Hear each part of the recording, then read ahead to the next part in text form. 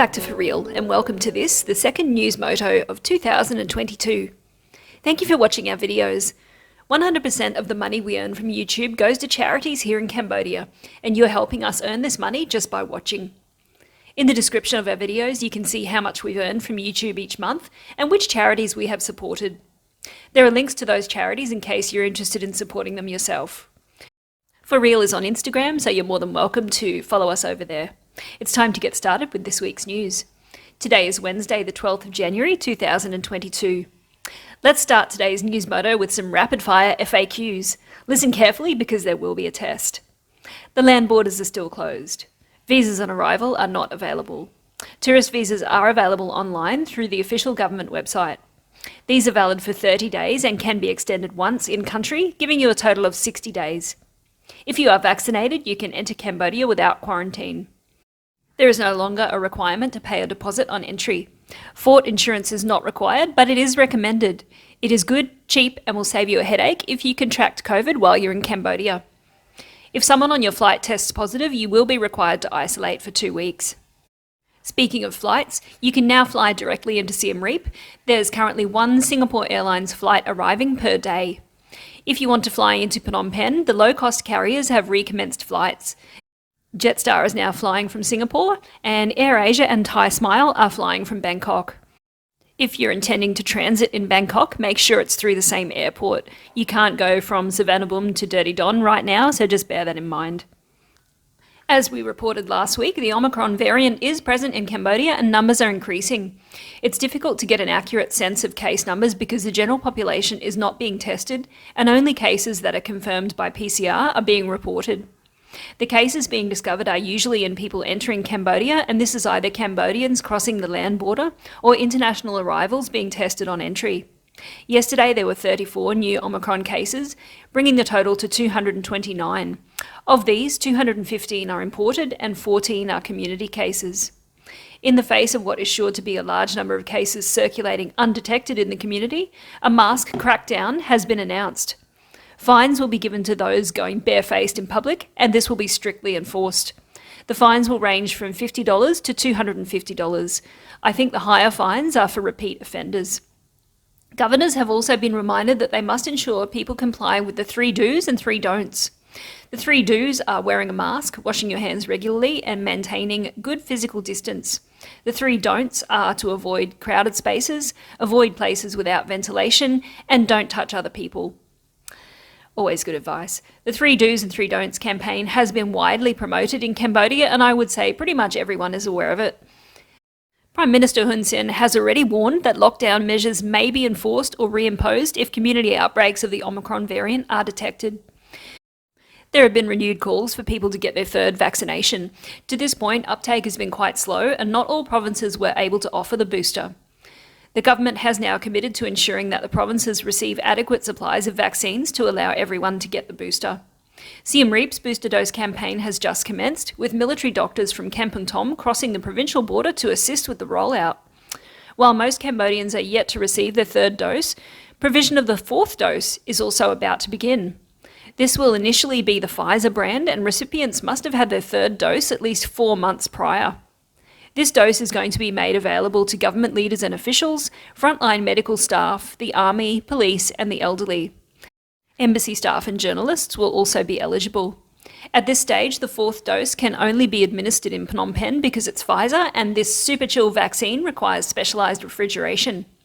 There were reports that frontline staff in the Thai border provinces would be given their 4th dose, but given the cold storage chain issues, that doesn't seem to be possible at the moment. In regional news, Cambodia's Prime Minister Hun Sen has just returned from a visit to Myanmar. He became the first ASEAN leader to meet Myanmar's junta leader since the coup. According to a press statement on the outcome of Mr Hun Sen's visit, the Myanmar government has declared a 5-month ceasefire with all ethnic armed organisations until the end of February and decided to extend it further until the end of the year. It called on all parties concerned to accept the ceasefire in the interest of the country and people, end all acts of violence, and exercise utmost restraint. There are 120 ethnic groups in Myanmar, including nearly 20 armed groups, of which only 11 had previously made peace with the government. The aim of Prime Minister Hun Sen's visit was to de-escalate tension and enable constructive dialogues among relevant stakeholders to achieve enduring peace and national development. Cambodia has not been without its own internal struggles, and many international organisations have been present in the kingdom for extended periods of time. UNESCO recently marked 30 years of the presence of a field office in Cambodia. In his royal speech, His Majesty King Siamoni congratulated UNESCO for its 75th anniversary since founding, for its contribution to peace, cultural diversity, solidarity and humanity. In Pravahir province to the northeast of Siem Reap, 3 demining workers were killed and another was critically injured after an anti-tank mine exploded while they were attempting to remove it. It's incredibly sad that there is still such a long way to go with demining in the kingdom. The death of these men is a reminder that mines are an everyday danger to people living in the more remote areas of Cambodia. In another sad and related story, Magawa the mine-sniffing hero rat has died. Magawa was the first rat to receive a medal from the British charity PDSA in the 77 years of their awards. He was a giant African pouched rat originally from Tanzania. Over the course of his career, he helped clear mines from about 225,000 square metres of land. That's the equivalent of 42 football pitches. After detecting more than 100 landmines and other explosives, Magawa retired in June last year. Magawa passed away peacefully this weekend at the age of 8. The Belgian charity Apopo, which trained him, said in a statement. All of us at Apopo are feeling the loss of Magawa and we are grateful for the incredible work he's done, the group said. If you want to support Apopo and their hero rats, you can visit them online or you can see the rats in action at their visitor centre in Siem Reap. Still in Siem Reap, the 38 Roads project has been declared 100% complete. As you might know, the 38 roads were just a small part of what has been a huge amount of infrastructure work in Siem Reap. The installation of road decoration equipment with 200 security cameras, the installation of 5,003 street lighting poles, the installation of 20 traffic lights, the planting of 3,125 trees, and the installation of traffic equipment on the road has reached 72.74%. At this stage, there has been no date announced for completion of the larger project. It's a good thing that so much of the roadwork has been completed because on the 11th of January, the National Cycling Championship began in Siem Reap. The Secretary-General of Cambodian Cycling Federation said the federation is working hard to strengthen Cambodian cyclist resources and develop their capacity in the sport for the big international contests, especially the Southeast Asian Games in 2023.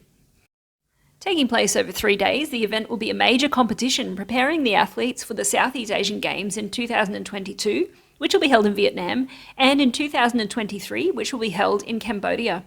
It will also provide the Cambodian team the technical experience to organise the sport when hosting the Games in 2023. The contest will be divided into 2 subjects, road bike and mountain bike. Road bike includes Man Junior, Man Elite, and the Man Master road bikes, while mountain bike includes Man Junior, Man Elite, and Woman and Man Master mountain bikes. Surprisingly, the crime scene this week has been fairly quiet, and I can't even offer you a table of shame. An article that was published on the 8th of January stated that an estimated 1,000 Thai nationals are in the clutches of online gambling syndicates in Cambodia. Those rescued were mostly forced to work in the provinces near the border with Thailand. From January to December 2021, almost 1,500 Thai nationals were rescued. The Thai nationals were deceived by text messages and Facebook posts that invited them to apply for jobs with monthly salaries ranging from the equivalent of between $600 and $900. Several rescue operations have been mounted in various parts of Cambodia, especially in areas close to the Thai border, to rescue the trapped Thai nationals from the criminal syndicates. Now, and only in Cambodia story, 9 petrol stations were found to be violating consumer protection regulations.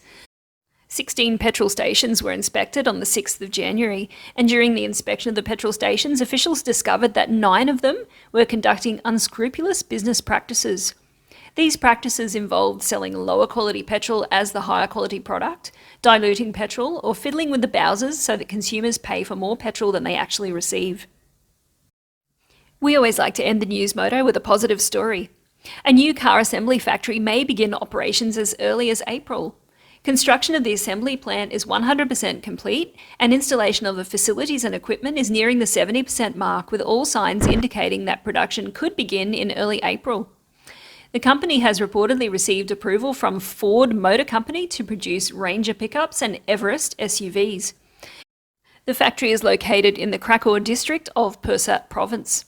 It's the culmination of more than 5 years of efforts by authorities at all levels and will contribute to the development of the province by bringing new jobs for locals. 200 employees have already been recruited and trained for the first phase of the factory and will start work in late March or early April. Up to an additional 500 workers will be needed in the second phase. In the initial phase, the factory will assemble 4,500 vehicles a year, and the factory's total annual production capacity will be up to 10,000 units. That brings us to the end of this week's news. You're now up to date with all of the most important events in the kingdom. Thank you for watching. Links to all of the stories mentioned will be in the pinned comment as usual, and the description of this video contains links to other channels making content about Cambodia, so be sure to check them out. Take care, stay safe, and we'll see you in our next video.